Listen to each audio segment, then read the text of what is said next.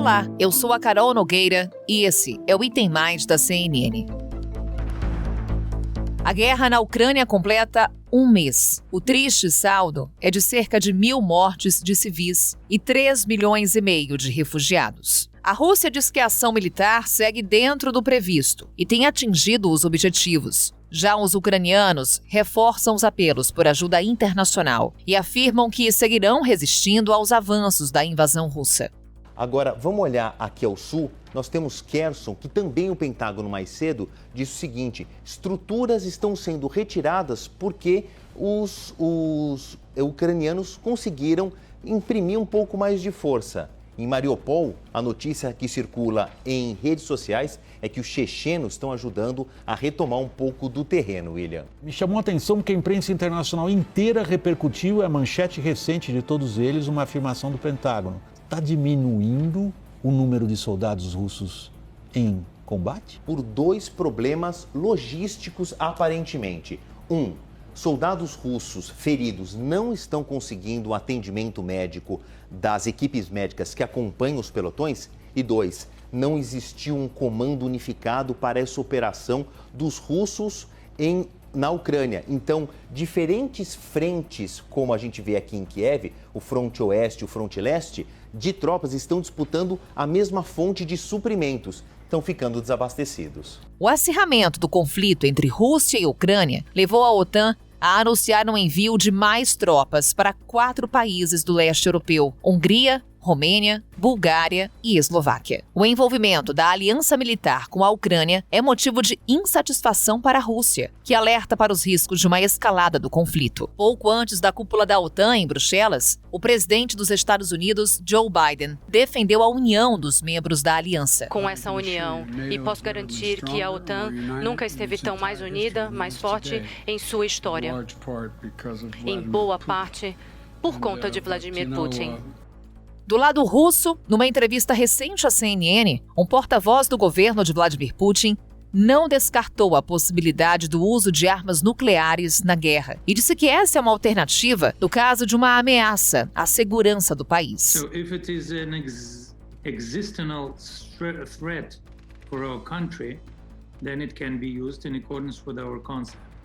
As principais reações contra a Rússia até agora aconteceram no campo econômico. Com as duras sanções impostas por governos e empresas, bancos como o britânico Barclays projetam uma queda de 12% no PIB da Rússia. O norte-americano Goldman Sachs prevê um tombo de 10%. A guerra também afeta a economia mundial. Os embargos e as restrições à Rússia afetam as cadeias globais de distribuição e ameaçam gerar desabastecimento. A inflação já é uma realidade para itens como trigo, milho, fertilizantes, gás e petróleo. Há aí uma expectativa de um preparo e de uma compreensão de como as economias, Roberta, vão se preparar para fazer essa travessia em que o preço do petróleo vai ficar muito alto. Só para fechar, a Fitch Ratings, as agências de classificação, aumentou hoje o seu preço médio do barril para esse ano para $100, estava em 80. A guerra na Ucrânia e os desdobramentos políticos e econômicos do conflito são o tema deste episódio do Item Mais. Na primeira parte, conversamos com Renan de Souza, editor de internacional da CNN Brasil, meu parceiro de Agora CNN, aqui conosco mais uma vez no Item Mais. E é sempre um prazer, Renan, te receber por aqui. Bem-vindo. Olá, Carol, muito obrigado. É um prazer estar contigo aqui. A gente está multiplataforma, né? Na TV, no podcast, então é um prazer estar contigo aqui também. Assim que é bom, vamos fazer o bate-bola que fazemos todas as noites. Renan, para começar aqui a nossa conversa, o teu balanço. Estamos falando de um mês de guerra na Ucrânia. O que você tira de mais essencial do que aconteceu, em termos principalmente de negociações? Falávamos há pouco, aconteceram rodadas, aconteceram conversas, mas sem avanços significativos. A gente pode estimar que teremos avanços nos próximos dias? Carol, o avanço vai depender daquilo que a Rússia conseguir no território ucraniano, né? A gente chega a um mês de guerra na Ucrânia, com a Rússia tendo ali pouquíssimos avanços quando a gente olha para a guerra como um todo, né? A Rússia não tomou a capital Kiev, que era o principal objetivo de Moscou, que seria tomar a capital, desestruturar toda a defesa da Ucrânia, tirar, talvez, potencialmente, Volodymyr Zelensky do poder. Isso não aconteceu. Então, Putin, quando ele vai para a mesa de negociação, ele não tem algo grande para negociar com os ucranianos. ucranianos. Ele não tem Kharkiv, a segunda maior cidade, não tem Kiev, não desestruturou o país como um todo. O que a gente está vendo é uma destruição, por exemplo, de Mariupol. A Rússia está muito próxima de tomar a cidade de Mariupol, gerando ali uma catástrofe humanitária muito grande. Mas esses avanços em termos militares, em termos de ocupação de território, eles são muito poucos. E nessa semana a gente está vendo o contrário. Contra-ataques das forças ucranianas, né, justamente tentando repelir alguns dos avanços russos. Então, há uma série de erros de estratégia militar que a gente percebe que a Rússia foi fazendo em relação a este conflito, que está muito difícil para os russos conseguirem contornar isso. Por exemplo, foram colocados ali recrutas na linha de frente, algo que não é possível de acordo com a lei russa, né? A Rússia está enfrentando ali um problema de suprimentos, não consegue mandar combustível, munição para essas tropas que estão lutando em pontos diferentes, pontos isolados do território ucraniano, sem uma organização central. Os Estados Unidos até alertaram essa semana que até agora não conseguem entender quem é o comandante que está ali em solo, que está no comando dessa organização dessa guerra. Então a gente vê essa guerra ali pulverizada em diferentes pontos do território do território ucraniano. Então a gente não tem um avanço muito claro para a Rússia. Então Vladimir Putin não tem algo para chegar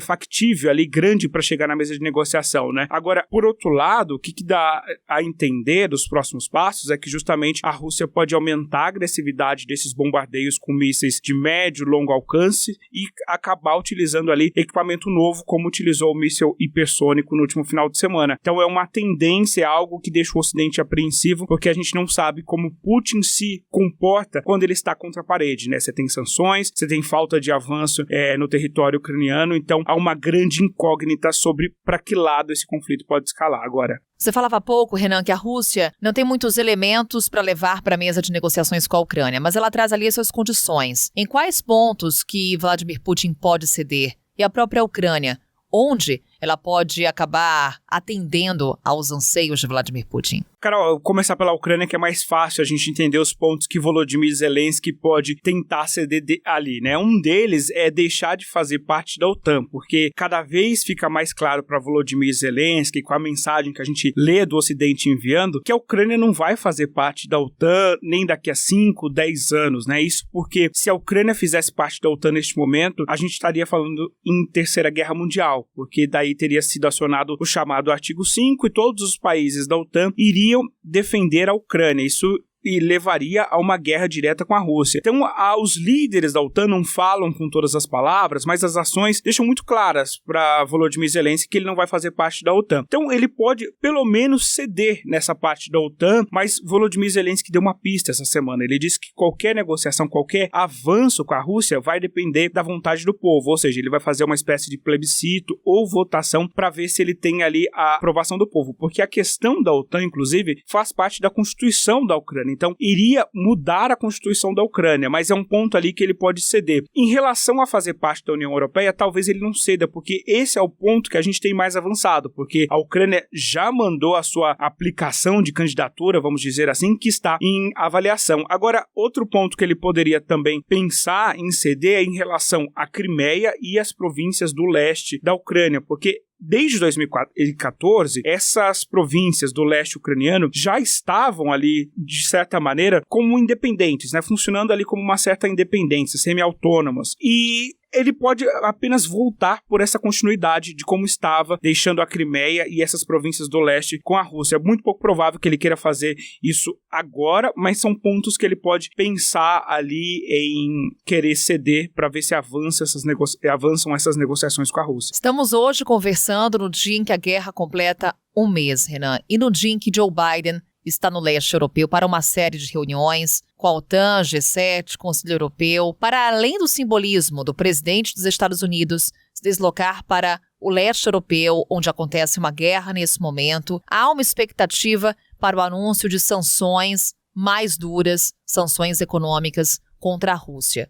A Rússia já enfrenta uma série de medidas restritivas, Renan. O que a gente pode esperar desses anúncios? O que mais pode acontecer com a economia russa? Vamos lá, então, pensando para mais tarde, nesta quinta-feira, o que a gente pode esperar dessa visita do presidente Joe Biden, que é, sem dúvida, uma das mais importantes de um presidente americano à Europa nas últimas décadas. A gente pode dizer isso sem sombra de dúvida, porque é um momento de guerra, né? Então, fontes confirmaram à CNN, a gente já sabe que Joe Biden planeja ali aplicar sanções contra centenas de parlamentares da Duma, que é a Câmara Baixa da Rússia, provavelmente provavelmente esses parlamentares que apoiaram de alguma maneira a guerra da Ucrânia, então eles devem ser alvo de sanções. A gente pode esperar também que os Estados Unidos façam fazer valer, vamos dizer assim, as sanções já impostas, porque hoje em dia, com algumas sanções impostas, você tem algumas brechas. Alguns bilionários russos conseguem trocar o comando dessas empresas que eles são donos, conseguem trocar o nome de propriedades, iates de luxo, passar, vamos dizer assim, para laranjas, criar empresas offshore para conseguir fugir das sanções. Mas agora os Estados Unidos vão anunciar como fechar esse cerco para que isso também não aconteça, porque eles têm uma brecha que eles conseguem sair ali, né? Conseguem evitar essas sanções. Agora a gente também pode esperar que haja uma declaração conjunta da Europa em relação à diminuição da dependência do gás e também do petróleo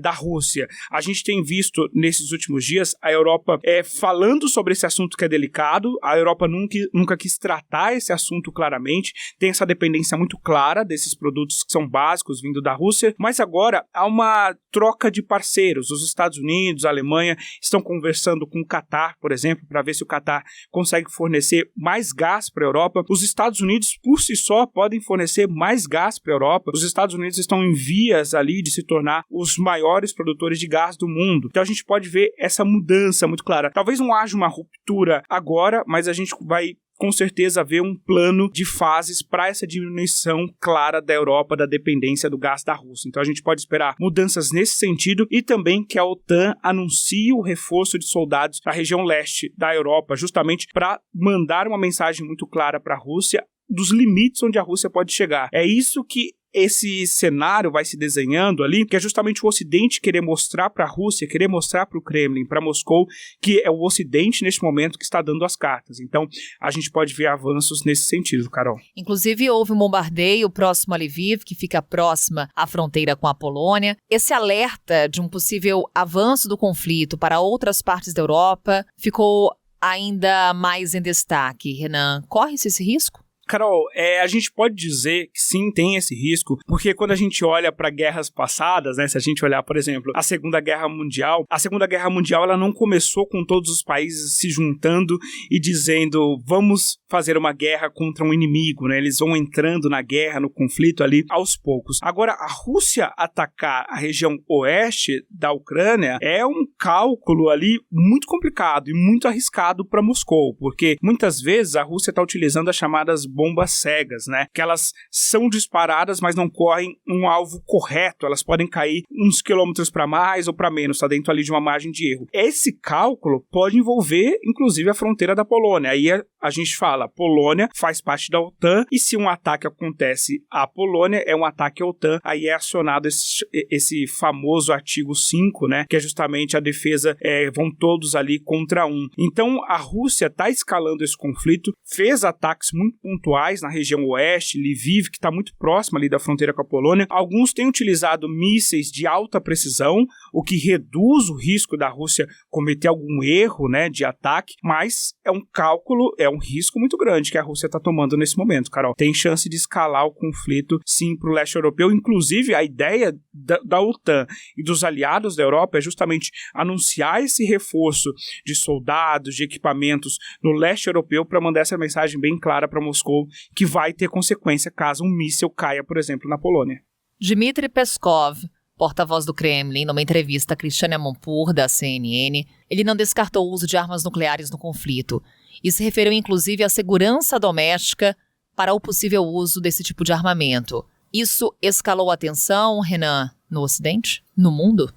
Gera uma certa tensão, porque Dmitry Peskov, quando ele fala de ameaça existencial, ele diz que a Rússia vai avaliar qual é essa ameaça. Essa né? É a questão, né? O que seria ameaça para a Rússia? Exato, é algo muito particular da Rússia, o entendimento que eles vão entender como uma real ameaça. Eles têm mandado ali uma série de mensagens para o Ocidente, inclusive em fevereiro o presidente Vladimir Putin disse claramente que qualquer pessoa que se colocasse no caminho da Rússia iria sofrer uma resposta severa. Isso inclui o Ocidente. Ele disse que iria retaliar os países do Ocidente que estão fazendo sanções. Então, não dá para a gente entender neste momento o que Moscou, o que Vladimir Putin, na sua cabeça, ele vai entender como uma ameaça para utilizar armas nucleares. Isso isso gera uma tensão, claro. O Ocidente não está seguindo a mesma retórica, né? Porque depois que Putin colocou as tropas nucleares em alerta, a Casa Branca disse que não ia seguir o mesmo caminho, não vê motivo neste momento para colocar as tropas nucleares dos Estados Unidos em alerta, ou seja, tentando isolar Putin neste sentido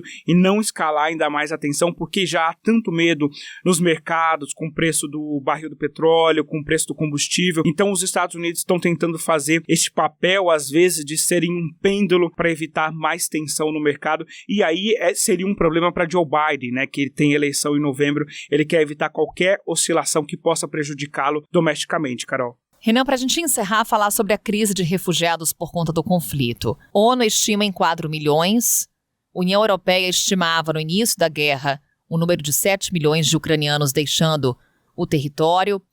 O mundo está conseguindo lidar com esses números, com esses refugiados? Hoje, o que está sendo oferecido para o povo ucraniano que deixa o seu próprio país é suficiente?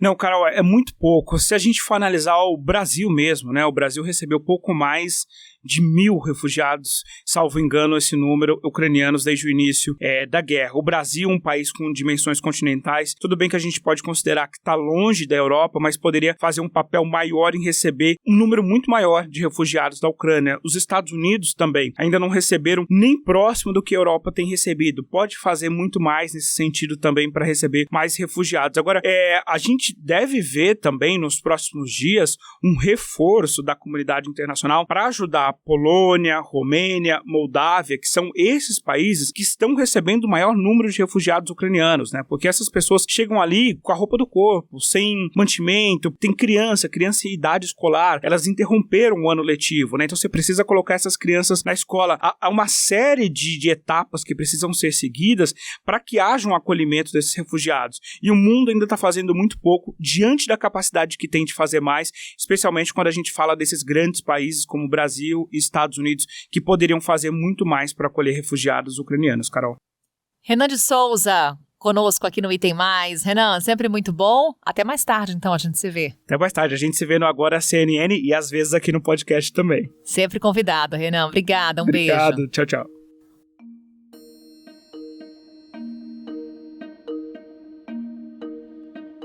Russos e ucranianos já se reuniram numa série de rodadas de negociações em busca de um cessar-fogo, mas sem grandes avanços. Mesmo diante das sanções internacionais, a Rússia não se mostra disposta a fazer concessões, e o presidente da Ucrânia, Volodymyr Zelensky, agora diz que qualquer exigência russa vai precisar de aprovação em consulta popular. O que a gente sabe até agora, quais seriam essas exigências da Rússia? A desmilitarização da Ucrânia, né? A Ucrânia não ter forças armadas ou ter forças armadas muito reduzidas, e a Ucrânia não se comprometer a não pedir mais para entrar na OTAN ou mesmo na União Europeia, e, claro, aceitar esses territórios que a Rússia anexou, no caso da Crimeia, ou que reconheceu a independência deles, no caso de Lugansk e Donetsk.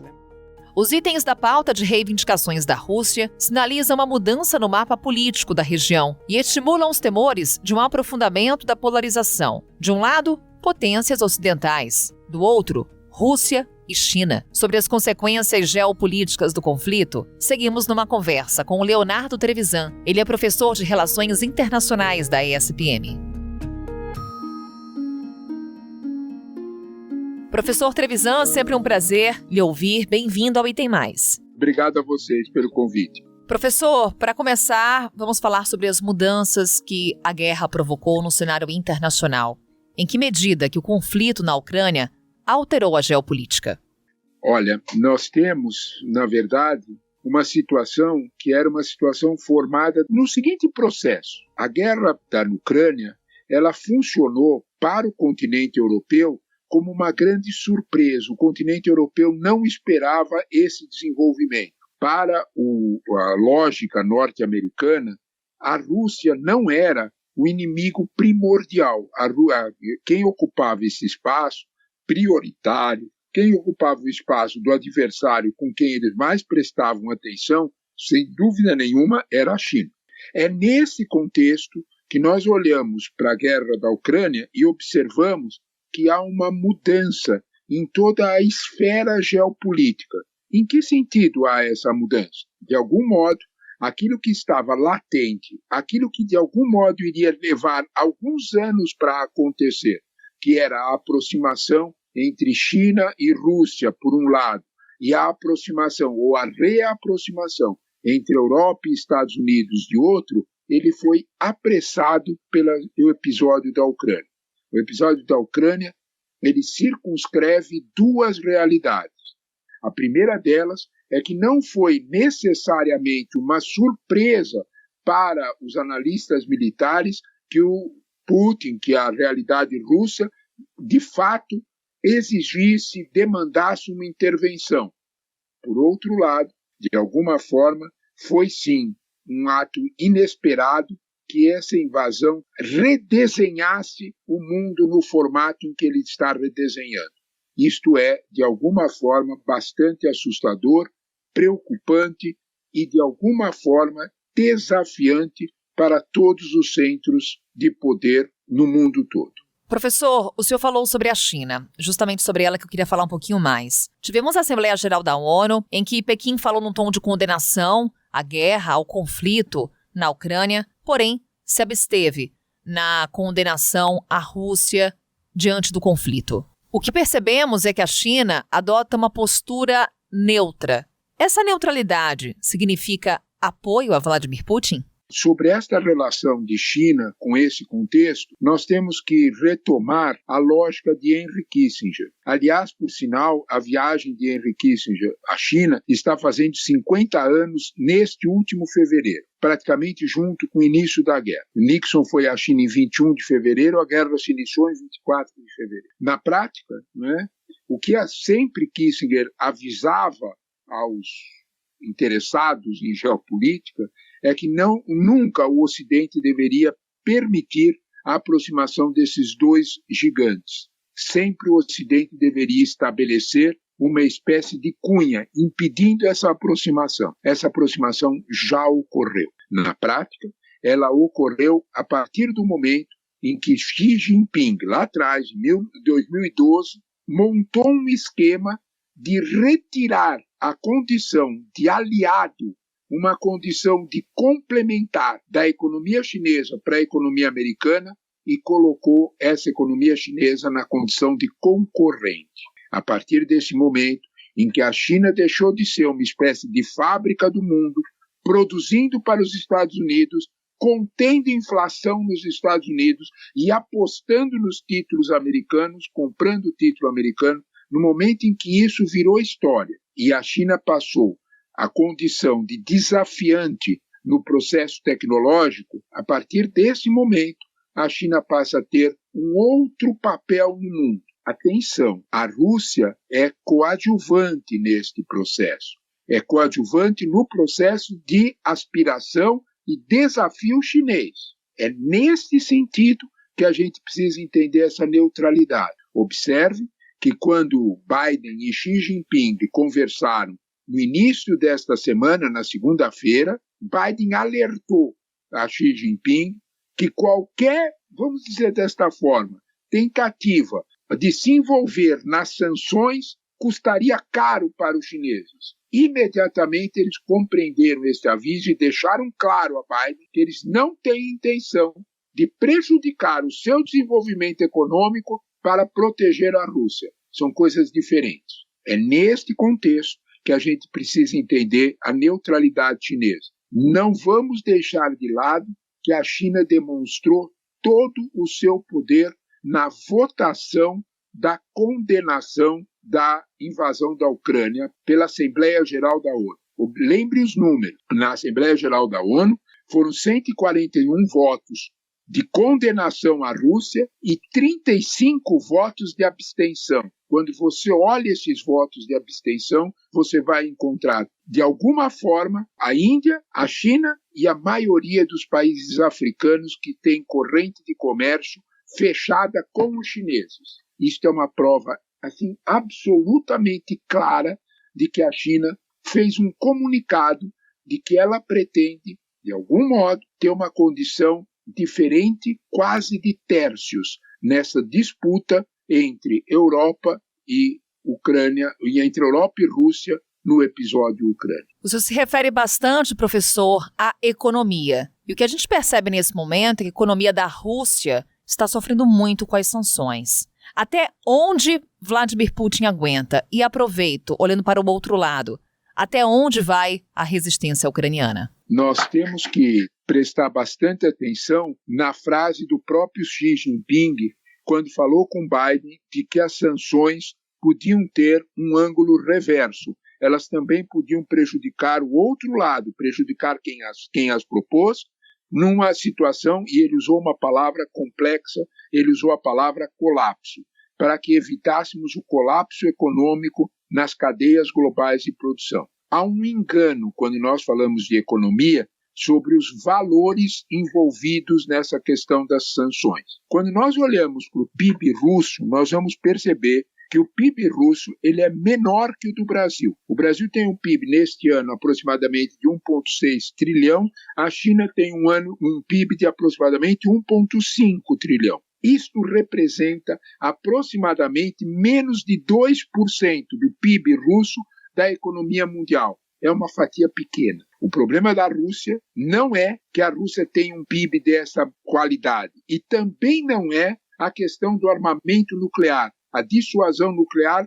faz isso não operar, não ser eficiente. A questão central do poder russo é, como mostrou a UNCTAD, que é o órgão da ONU responsável por dados econômicos, hoje ele é responsável, a Rússia é responsável por aproximadamente 30% da oferta de commodities do mundo, quase um terço. Quando nós falamos disso, nós prestamos muita atenção em petróleo e gás, nos famosos 10 milhões de barris de petróleo dia que a Rússia produz, que é 10% do consumo mundial. Ok, isso é importante. Nós esquecemos que a Rússia é responsável por praticamente 18% a 20%, dependendo do ano, da oferta de trigo no mundo. Ela tem um poder enorme de alterar o preço do trigo e isso atinge toda a cadeia alimentar. A Rússia tem vários outros produtos do agronegócio, cevada, girassol. A Rússia tem muitos outros produtos do agronegócio que ela é um grande participante. Mas talvez o ponto mais sensível não esteja neste momento nem no petróleo e nem no trigo. O ponto mais sensível estão nos minérios. A Rússia é a maior produtora mundial de paládio e níquel. Paládio e níquel são os dois minérios essenciais para fazer semicondutores. O chip. Basta lembrar o que aconteceu nas cadeias globais de produção em 2020, quando não foi possível entregar chip e a indústria no mundo parou. Quando nós olhamos para as sanções russas, é lógico que a Rússia vai ser muito punida por essas sanções. O Banco Central russo falou numa queda de 9% do PIB russo esse ano. Isso é muita coisa. De alguma forma isso é importante. As sanções vão produzir efeito sim, mas vamos prestar atenção na frase do Xi Jinping. Nós temos uma ameaça de colapso. Os produtos alimentares já estão subindo. Hoje, dia 22 para 23, né? A poderosa Associação dos Industriais Alemães já estão discutindo o corte no gás para o próximo inverno e estão estabelecendo quais serão os critérios, ou seja, quem será cortado primeiro na indústria alemã. Basta esse dado para que a gente pense e perceba um pouco que, de algum modo, o troco dessas sanções dará razão a Xi Jinping. O colapso não será só na Rússia. Nós teremos vamos dizer desta forma, um hiato, um soluço no desenvolvimento do mundo que é muito sério. Hoje, um dos principais analistas da economia mundial, Martin Wolf, editorialista-chefe do Financial Times, fez um alerta muito claro na edição de ontem do jornal de que há motivos para uma intensa preocupação de uma crise sensível de inflação provocada por digamos assim, por um hiato de produção nas cadeias globais. Tudo isto talvez seja o episódio mais forte dessa guerra da Ucrânia e voltamos à tua primeira pergunta. É o episódio mais forte para ter efeitos geopolíticos no mundo do qual nós ainda não sabemos. E quanto mais o conflito se estende, piores são as consequências, professor. Para o Brasil, o que a gente pode enumerar de consequência no curto, médio e longo prazo? Olha, a primeira das consequências para o Brasil é aquela brincadeira eterna. A primeira, a segunda e a terceira consequência para o Brasil tem o mesmo nome: inflação, inflação e inflação. Nós podemos dizer que nós temos um aproveitamento da subida do preço das commodities, como a Bolsa de Valores está mostrando, como a queda do dólar está mostrando. Há um interesse notório de investidores nas commodities brasileiras, porque todos perceberam que elas vão subir de preço. Só que o trigo, que faz o nosso pãozinho, aqui dentro no Brasil, ele obedece a preços internacionais. É o velho problema que nós vimos com a Petrobras. A gasolina vai obedecer preços internacionais. Aquilo que nós tivermos de risco nas cadeias globais de produção, com subida de preço, de alguma forma, e atos fortes de oferta, nós vamos ter isso impactando a economia brasileira, como vai impactar a economia do mundo todo. Para o Brasil, essencialmente, um país que estava de alguma forma bastante dependente de uma interlocução externa, de capitais externos, para conter o processo inflacionário, nós teremos aqui um ciclo preocupante. Eu chamo a atenção para que o Banco Central brasileiro, atento a esse mesmo quadro, avisou que ele já não sabe mais qual é o momento exato em que ele vai ter que parar de subir a taxa de juros. Não há dúvida nenhuma que isso remete ao tipo de corte, ao tipo de risco que nós temos com o processo inflacionário no Brasil, produto dessa mudança da questão ucraniana. Impactos globais, impactos para o Brasil. Professor Leonardo Trevisan, nessa conversa conosco aqui no Item Mais. Professor, venha sempre. Mais uma vez, obrigada. Muito obrigado a vocês pelo convite. Muito agradável a conversa. Um grande abraço.